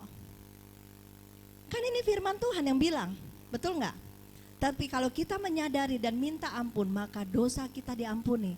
Walaupun kita berat, ya, kita semua lagi diproses. Walaupun berat, mintalah kekuatan dari Tuhan. Tuhan tolong saya, mampukan saya, supaya saya bisa masuk dalam kekudusan itu. Ampuni saya Tuhan. Walaupun jangan sampai kita merasa, aduh saya ini udah kotor, jorok. Tadi nubuatannya Tuhan bilang, aku tidak menyerah. Tuhan tidak menyerah sama kita, jangan juga menyerah untuk berbuat baik. Berbuat baik bukan memberi atau apa, berbuat baik terhadap Tuhan, Sang Raja. Kalau kita bisa baik sama Tuhan, otomatis sama sesama bisa. Tapi bohong kalau kita bisa baik sama sesama, Tuhan enggak, bohong. Itu cuma tipu-tipuan. Oke. Terus ayat 28. Ayat 28, karena itu hendaklah tiap-tiap orang menguji dirinya sendiri, dan baru sesudah itu ia makan roti dan minum dari cawan. Ya, kita menguji, kita harus mengoreksi diri kita sebelum menerima tubuh dan darahnya, agar kita layak menerima kuasanya yang mampu merubah hidup kita menjadi baru. Ya, jangan cuma mau berkat-berkatnya Tuhan, tapi kita nggak mau mengoreksi diri kita. Kita nuntut Tuhan, aku udah tiap hari datang. Nih yang dia bilang tiap hari datang, maaf ya, tiap hari datang. Yang awal aja kagak ada pemberesan, terus dia masuk nih, masuknya nyamping, nggak bisa masuk ke dalam. Terus dia nuntut lagi, mana nih Tuhan, mana nih janjimu padaku. Kalau Tuhan nggak mau, udah tinggalin Tuhan. Rugi sendiri lo yang masuk neraka kamu kok. Tuhan keluar air mata lo waktu Pak Ferdi rohnya dibawa ke neraka. Ya, waktu Pak Ferdi bilang, kenapa anak ini Tuhan, anak perempuan ini seperti trampolin. Di bawahnya itu bara api, dia naik turun, lompat naik turun. Ditanya sama Pak Ferdi, kenapa anak perempuan ini Tuhan? Apa yang Tuhan jawab dengan air mata? Tuhan bilang, telah banyak hamba-hambaku yang telah memperingatkan dia, tapi dia seperti suam-suam, sebentar naik imannya, sebentar turun, sebentar naik, sebentar turun. Jangan sampai iman kita kayak trampolin. Oke, waktu Pak Ferdi dibawa masuk lagi ke dalam, dia lihat ada seperti penjara. Ada satu bapak, roh jahat lagi duduk sambil megang trisula, ujungnya itu seperti bara. Dia duduk, dia pegang. Kalau bapak itu nggak bawa pak karung, disuruh bawa dari sini ke sini, balik lagi. Karungnya cuma satu, dia mesti taruh, habis itu diangkat lagi. Sementara karungnya itu bara, dia suruh balik lagi. Kalau dia nggak mau, trisula yang panas itu menusuk dia punya tubuh. Sakitnya luar biasa. Dia udah taruh bara aja di sini udah sakit, apalagi ditusuk ya, sakitnya lu bukan main loh. Ingat, jangan ada yang masuk neraka deh, gak enak. Pak Ferdi tanya sama Tuhan, kenapa Tuhan Bapak ini? Apa yang Tuhan jawab? Begitulah orang-orang yang tidak bisa menyerahkan bebannya padaku. Firman Tuhan jelas bilang, semua beban kita serahkan sama Tuhan. Amin. Ya, jangan kita pikul karena Tuhan tahu, kalau kamu memikul beban, kamu tidak akan nyampe ke gunungnya Tuhan. Bagaimana kita bisa naik ke gunungnya Tuhan? Bayangin nih, kalau kita mau naik gunung, kita bawa, waduh, ntar gue mau bawa tempat tidur lah, biar tidurnya enak di sana, gue bawa selimut, gue bawa semua, nggak akan naik, ya, nggak akan naik. Kita bawa ransel yang berat segitu aja, sedang aja kita udah capeknya luar biasa. Tapi Tuhan bilang lepasin, supaya kamu seperti Raja Wali bisa terbang tinggi. Ya, iman kita seperti Raja Wali, terbang tinggi. Jangan bawa beban. Ya, sedikit lagi. Kemudian dia lihat ada satu anak perempuan. Mulutnya dirobek, dibuka. Ini bara api nih, kayak bola api. Dimasukin ke mulutnya, ditutup, meledak, cair lagi. Dan terus roh jahat ketawa-ketawa, dia buka lagi mulutnya, dimasukin bara api, ditutup, meledak, cair lagi. Dan berulang-ulang anak itu cuma bilang, Tuhan Yesus tolong aku, Tuhan Yesus. Tuhan Yesus keluar air mata, tapi Tuhan tidak bisa bikin apa-apa, itu pilihan dia. Di dunia dia suka-suka, dia kasih makan roh jahat terus, dia minum racun terus. Ya, ketika masuk neraka baru minta tolong, terlambat. Terlambat, ingat loh, ingat ya, hidup kita satu langkah daripada maut. Ya, sebentar ada, sebentar lagi enggak. Kita nggak tahu kapan kita dipanggil, tapi kita semua di ruangan ini punya tiket untuk pulang ke sorga atau ke neraka. Saya tidak mengimani kita ke neraka, sangat tidak mengimani. Tapi ingat, kalau kita jalannya terus keluar dari jalurnya salib Tuhan, pasti kita masuk neraka. Oke? Oke, lanjutin 29 ayat 29. Ayat 20. Tadi udah ya. Jika kita tidak mengakui kematiannya, kita tidak memperoleh hidup yang kekal. Sekarang Yohanes 6 ayat 53.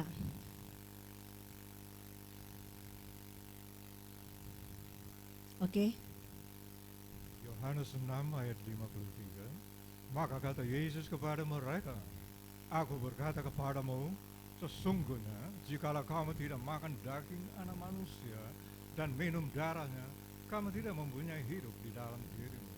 Ya, kalau kita tidak menyatu dengan tubuh dan darah Yesus, dalam arti pertobatan ya, kita tidak mempunyai kehidupan.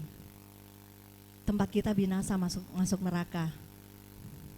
Ya, bahkan dibilang di sini ayat 30-nya, coba lihat di ayat 30 di tadi Yohanes ya. Oke. 1 Korintus 11 ayat 30. 1 Korintus 11 ayat 30. Sebab itu banyak di antara kamu yang lemah dan sakit, dan tidak sedikit yang meninggal. Ya. Salah kamu mengambil perjamuan. Banyak di antara kamu yang lemah dan sakit, dan tidak sedikit yang meninggal. Jadi jangan coba-coba main-mainin dengan perjamuan. Saya ingetin sekali lagi buat anak-anak di ruangan ini. Orang tua bertanggung jawab ya. Ini bukan cemilan, ini bukan makanan, tapi ini tubuh dan darah Yesus yang sudah didoakan. Jangan main-main sama tubuh dan darah Yesus. Oke, kita menghormati loh. Anak-anak belum mengerti artinya pertobatan. Ya, kita ketika kita angkat, kita harus sungguh-sungguh.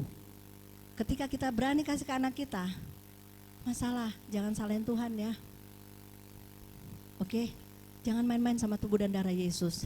Oke, sebab tidak ada yang di antara kamu yang lemah dan sakit dan tidak sedikit yang meninggal. Jika saudara mengambil perjamuan tanpa mengindahkan dosa atau tidak mau bertobat, sama seperti saudara minum racun maut yang mematikan. Yang terakhir, sakramen pernikahan. Ibrani 13 ayat 4. Nih, pernikahan anak domba. Mau masuk di sini? Itu juga berlaku pernikahan di dunia nyata. Oke, lanjutkan. Ibrani 13 ayat 4. Ya. Hendaklah kamu semua penuh hormat terhadap perkawinan, dan janganlah kamu mencemarkan tempat tidur. Jangan mencemarkan tempat tidur. Terus sebab orang-orang sundal dan pezina akan dihakimi Allah. Akan dihakimi Allah. Oke. Ya, bertobat. Pernikahan itu kudus. Kalau suami di sini biasa gampar istri, istri lempar suami. Suka-suka, kita banyak lihat ya orang yang kena stroke karena kasih kekerasan. Ya, semakin kamu keras, tubuh kamu tidak dipakai untuk senjata kelaliman. Amin. Ketika kamu pukul, kenapa kita bilang orang tidak boleh ikut bela diri? Karena bela diri itu dia bukan cuman defense, tapi dia menyerang. Ya, itu bukan olahraga, itu roh kekerasan yang dilatih untuk bisa menyerang seseorang. Banyak orang bilang gini, saya pernah ketemu guru taekwondo perempuan, dia bilang begini, tapi Bu, kan zaman sekarang kan dunia jahat. Nah gimana kalau kita lagi jalan orang kurang ajar sama kita? Terus saya bilang, jadi ibu pikir dengan ibu punya latihan taekwondo, ibu bisa ngalahin orang itu? Zaman sekarang ibu ketinggalan, ibu baru ancang-ancang, orang keluarin pistol, jeder, mati. Ya, percuma. Sebelum saya sedikit lagi nih ya, saya kasih kesaksian sedikit. Jadi pernah waktu itu kita ngelayanin satu anak perempuan dari Maluku. Ingat waktu itu Maluku sempat diserang sama orang seberang. Ingat ya, terjadi pembantaian. Nah anak ini waktu konseling saya sampai keluar air mata. Dia bilang gini, saya melihat keluarga saya dibantai. Tapi memang kalau kita lihat di Ambon, Maluku atau apa itu banyak sekali kuasa kegelapan ya. Mereka pakai opo-opo, nggak takut sama Tuhan. Tuhan mereka adalah opo-opo mereka. Tidak ada pertobatan, gereja iya, semua iya, caci maki iya, mukul orang iya, bunuh orang iya, debt collector iya. Oke. Tapi kemudian terjadilah masalah di Maluku waktu itu, pembantaian, di mana banyak orang-orang pengikut Kristus dibunuh. Tapi anak perempuan ini, dia melihat keluarganya dibantai. Kemudian dia bersaksi, dia bilang gini, saya lihat teman-teman saya waktu itu termasuk saya, naik ke gunung. Tapi anehnya, itu cara Tuhan luar biasa. Waktu mereka lagi lari ke gunung, itu seperti banyak kunang-kunang, beribu-ribu kunang-kunang, terangin jalan mereka. Jadi orang-orang yang ketakutan mau dibunuh itu, mereka lari ke gunung ikutin kunang-kunang itu. Dan seperti kunang-kunang itu diarahkan ke satu tempat sampai mereka aman. Baru pergi. Tuntunan Tuhan. Tapi jihad yang melihat mereka naik gunung, itu ditembakin. Setiap ditembak, pelurunya balik. Tiap dia melepaskan tembakan, pelurunya balik. Ini kesaksian anak perempuan ini waktu saya lagi konseling. Kemudian dia bilang begini, satu jihad itu dia ngeliatin teman-temannya, setiap dia melepaskan peluru itu balik. Dan di situ dia ketakutan, dia lihat ada tangan yang besar melindungi orang-orang yang naik ke gunung itu. Di situ Tuhan berkarya, Tuhan bekerja, ya. Bukan berarti Tuhan tidak baik orang-orang yang ngalamin bantai, tapi ada maksud Tuhan yang kita tidak mengerti. Dia lihat ada tangan yang besar menghalangi, jadi setiap peluru yang melesat balik ke dia. Nah jihad ini lihat, waduh, kalau saya lepasin peluru dia jadi takut, kayak teman-temannya mati semua. Di situ dia bertobat. Apa yang terjadi? Anak perempuan ini cerita, tiba-tiba orang itu datang ke gereja di hari Minggu, itu mereka lagi dalam posisi berduka. Dan orang ini datang, yang mau bunuh ini dia datang, dia bilang, saya adalah salah satu orang yang membunuh keluarga salah satu di tempat jemaat di sini. Dan begitu banyak berserta teman-teman saya. Tapi saya mau bertobat, dia bilang, karena ada tangan yang besar saya lihat melindungi orang-orang yang dikasihi Tuhan. Dan kesaksian dia terima Yesus sebagai Tuhan dan Juru Selamat. Dia menyerahkan diri untuk pertobatan. Dan dia minta benar-benar supaya dia dimateraikan melalui baptisan. Ya, anak perempuan ini, dia ingat bahwa salah satunya itu yang membantai keluarganya bapak ini. Tapi dia punya kasih juga. Ketika orang itu minta ampun sama Tuhan, lihat kasih Tuhan mengalir juga atas anak ini. Dia bilang, aku mengampuni, aku tidak mengerti cara Tuhan, tapi aku belajar mengampuni. Jadi percuma kita pakai kekuatan apapun, tidak ada yang bisa melawan Tuhan kita yang luar biasa. Ya, kalau kita menyerahkan diri, hidup kita benar-benar di dalam Tuhan, kita jalan sama Tuhan, kita gak akan pernah ngalamin masalah. Asal kita benar-benar di dalam Tuhan. Amin. Biar ini menjadi kesaksian. Dan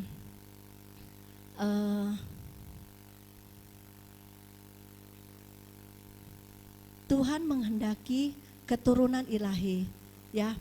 Jadi Tuhan tidak mau tempat tidur kita atau ranjang kita dicemari. Coba kita lihat di Maleakhi 2 ayat 15. Ya, betul, 15.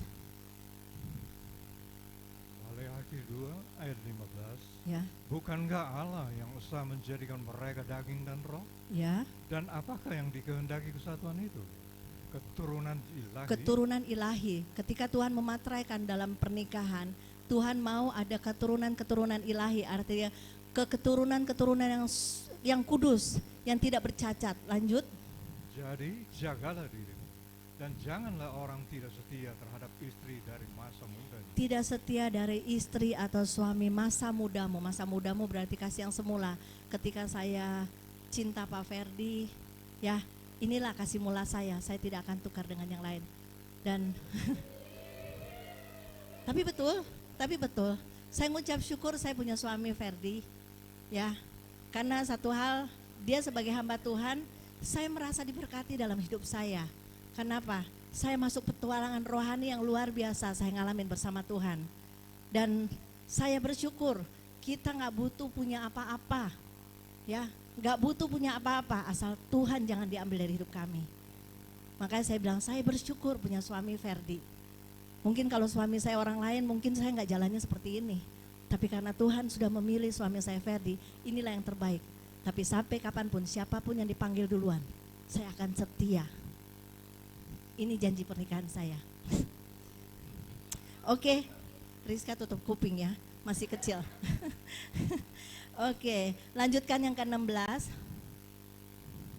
Ayat 16. Ayat 16, sebab aku membenci perceraian, Ya. firman Tuhan Allah Israel. Ya. Juga orang yang menutupi pakaiannya dengan kekerasan, Keras hati. firman Tuhan semesta alam. Maka jagalah dirimu dan janganlah berkhianat. Wah, itu kalau sutradara tuh kayak begitu bacanya. Janganlah berkhianat. Ya, jadi yang belum tahu tentang Pak Efrem ini dulu pernah jadi asisten sutradara Warkop ya. Jadi nalurinya masih jalan sekarang, tapi sekarang dia asistennya Tuhan. Amin. Puji Tuhan, dia dipakai sama Tuhan. Oke, ya, jadi ketiga sakramen ini sangat penting dalam hidup kita. Jangan kita langgar. Kalau kita mau masuk surga, setia benar-benar, taat sama Tuhan. Karena kalau apa yang kita lakukan, kesalahan kita akan ditanggung oleh anak-anak kita. Ya, bukan cuma sampai kita, tapi sampai keturunan kita. Berbahagialah kalau sekarang ini kita merasa dibentuk sama Tuhan, diingatkan masih bisa bernafas, itu semua anugerah yang Tuhan beri. Amin. Jangan sampai hidup kita tiap hari kita kasih makan racun dosa itu dalam hidup kita dan akan meracuni kita sampai neraka. Ya, bagi yang belum pernah dengar suara dari neraka, saya kalau lagi konseling sering muter Sound from Hell in Siberia. Itu kisah nyata betul-betul di mana Tuhan mengizinkan 19 detik suara dari neraka. Jadi ada satu tim dari Amerika, dia mau ada pengeboran minyak dan waktu di bor 14, sekian dalamnya, dia coba masukin mikrofon, saya kurang mengerti, mungkin mereka mau mendengar apakah itu suara minyak atau air, kalau masih belum mereka harus bor lagi ke dalam. Tapi apa yang terjadi? Waktu mereka bor 19, sekian, 14, sekian dalamnya, tiba-tiba waktu dimasukin mikrofon, yang bunyi bukannya air, minyak atau apa saya tidak tahu, tapi itu suara miliaran orang menjerit kesakitan luar biasa. Aneh kan? Di dalam bala perut bumi terdengar suara manusia. Ya, itu yang kalau kita bilang apa ya? Gehenna atau Tartarus atau apa, pokoknya itu perhentian sementara. Ya, perhentian sementara di mana roh jahat masih bisa menyiksa kita. Tapi kedatangan Tuhan yang kedua kali, roh jahat berikut pengikut-pengikutnya akan masuk di satu tempat dan mereka akan dihukum seumur hidup. Sekarang roh jahat masih bisa hukum. Itu yang namanya Gehenna. Tartarus itu sementara. Jadi jangan main-main ya. Neraka itu sungguh-sungguh ada. Nah, Pak Ferdi pernah dikasih lihat ke neraka. Dan makanya kita gak heran kalau orang yang pernah rohnya dibawa ke neraka, khotbahnya mungkin teriak-teriak karena apa?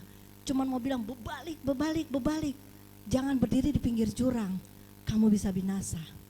Jangan minum racun terus, racun dosa dalam hidup kamu, supaya kamu benar-benar tidak binasa. Amin. Oke, sekian dulu supaya saya berharap ketika minggu depan kita datang, beresin dulu ya. Sebelum datang ibadah, kita beresin dulu supaya kita berkenan, kita punya pemberian buat Tuhan bisa dinikmati sama Tuhan. Amin. Oke, Tuhan berkati. Sebelumnya saya mau tutup dalam doa. Oke, yuk kita satu dalam doa. Bapa, terima kasih Engkau telah menyampaikan apa yang Engkau mau sampaikan di tempat ini Tuhan. Terima kasih Tuhan, biarlah ini bukan cuma sebagai suara yang sumbang yang hanya didengar sementara, tapi tanamkan di hati kami Tuhan, agar kami sungguh-sungguh boleh bertobat Tuhan, agar kami tidak diracuni oleh dunia ini, kami tidak diracuni oleh dosa-dosa, apapun bentuknya yang dapat merusak hidup kami Tuhan. Kami mau berbalik Tuhan, kami mau bertobat Tuhan. Terima kasih kalau kami masih boleh bernafas Tuhan, karena Engkau begitu menyayangi kami. Terima kasih Tuhan, kami serahkan semuanya ke dalam tangan kasih-Mu. Bagian hamba sudah melakukan Tuhan, terima kasih kalau Engkau masih memakai kami semua di tempat ini Tuhan. Artinya Engkau masih perlu kami untuk menjadi terang di luar sana Tuhan. Karena masih banyak orang yang membutuhkan keselamatan yang daripada-Mu Tuhan. Terima kasih Tuhan, berkati semua teman-teman yang telah melakukan jerih lelahnya di tempat ini Tuhan. Apapun yang mereka kerjakan di tempat ini Tuhan, berkati mereka semua Tuhan. Berkati rohani mereka, berkati rumah tangga mereka, berkati semua kehidupan mereka Tuhan. Biarlah kerajaan-Mu tetap diam di dalam hidup mereka. Terima kasih Bapa, hanya di dalam nama Tuhan Yesus Kristus, materaikan semua di dalam nama Yesus Kristus dengan darah Yesus. Haleluya, amin.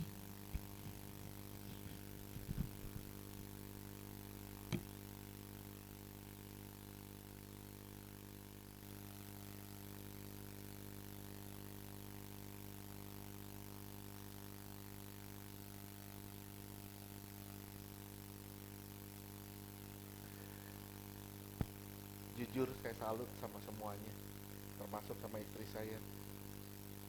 Tadi masih bilang, Fer, saya 20 menit aja. 1 jam lebih, sampai 1,5 jam.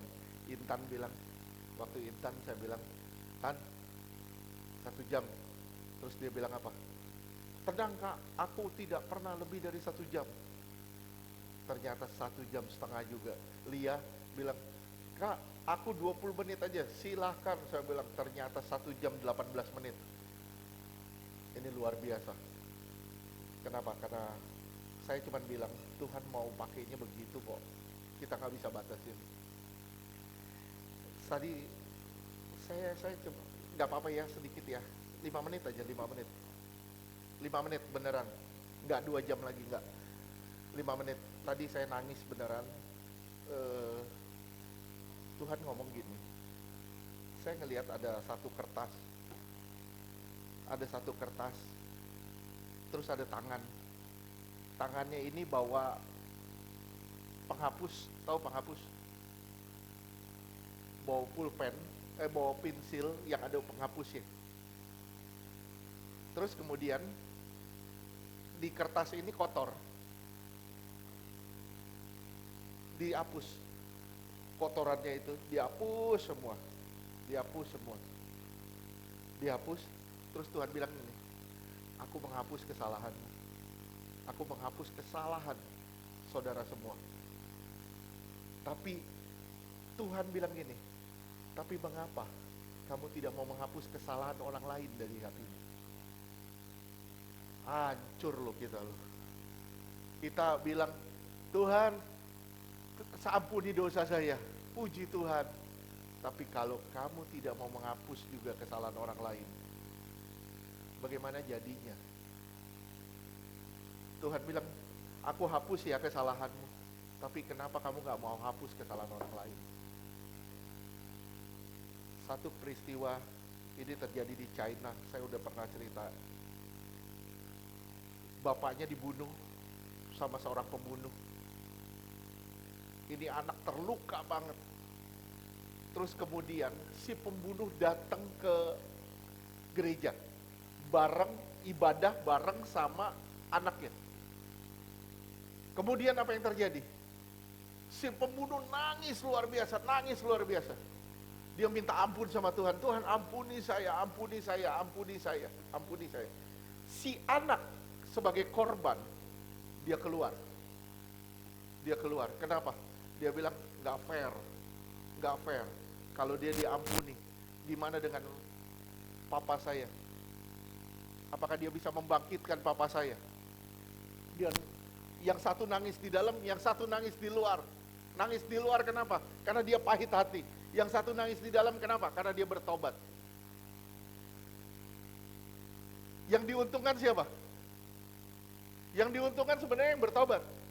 Yang di luar, yang benar jadi salah, yang salah jadi benar. Permasalahannya di situ.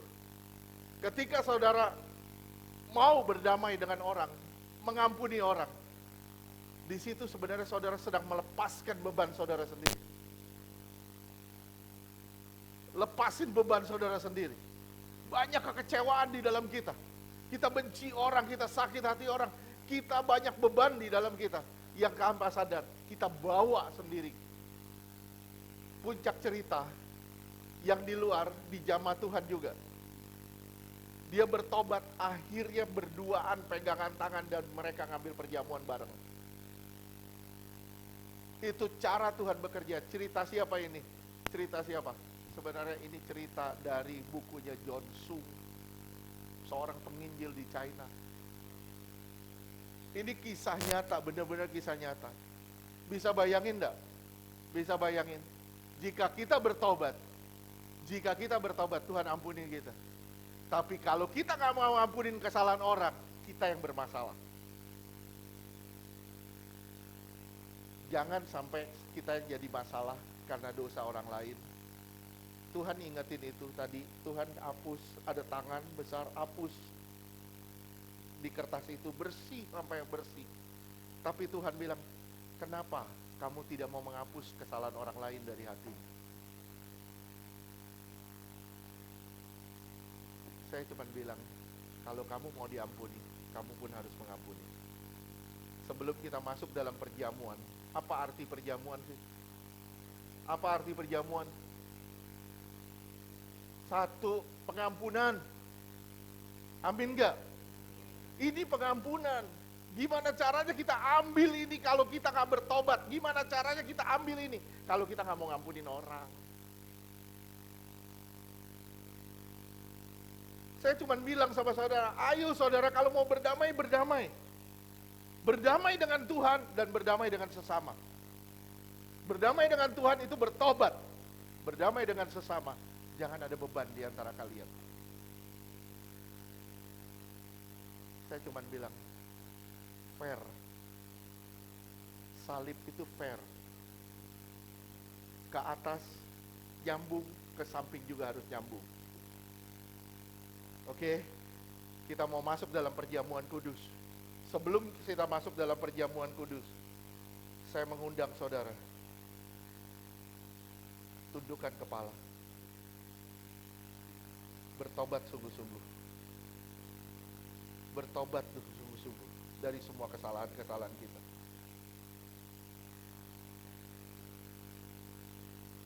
Saudara coba bayangin,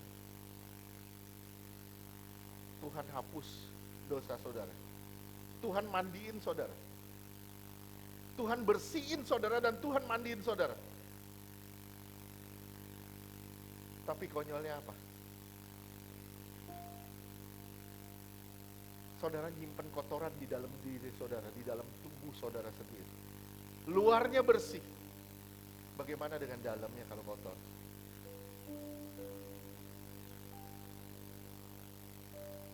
Coba saudara bayangin, tangan yang itu penghapus semua kesalahan-kesalahan saudara. Dan dari tangan itu, dia bersuara, kenapa aku mengampuni kesalahanmu dan kamu tidak mengampuni kesalahan orang lain? Mari saudara, saya mengundang semuanya bertobat sungguh-sungguh. Saya mengundang semuanya untuk minta ampun sama Tuhan untuk dosa dan kesalahan kita. Saya mengundang semuanya untuk benar-benar kita serahin hidup kita sama Tuhan. Percayalah, ini bukan sekedar perjamuan, tapi ini penuh dengan kuasa. Saya yakin dan percaya, kalau saudara benar-benar bertobat, saudara pulang jadi manusia yang berbeda. Saudara pulang jadi manusia yang berbeda. Saudara pulang dengan kuasa dari surga, yaitu pribadi Yesus, tubuh dan darahnya ada di dalam saudara. Bertobatlah sungguh-sungguh. Sebelum Tuhan datang kali kedua, sebelum kita menyambut tubuh dan darah, bertobat. Kalau ada sakit hati, ampuni. Kalau ada sakit hati, ampuni. Jangan sampai saudara bawa beban. Jangan sampai saudara bawa sampah atau kotoran. Biar saudara lepasin semuanya. Dan mulailah berdamai dengan sesama. Sepahit apapun itu. Beresin. Beresin semuanya. Kalau saudara benar-benar sudah bertobat, kita mau menyambut tubuh dan darahnya.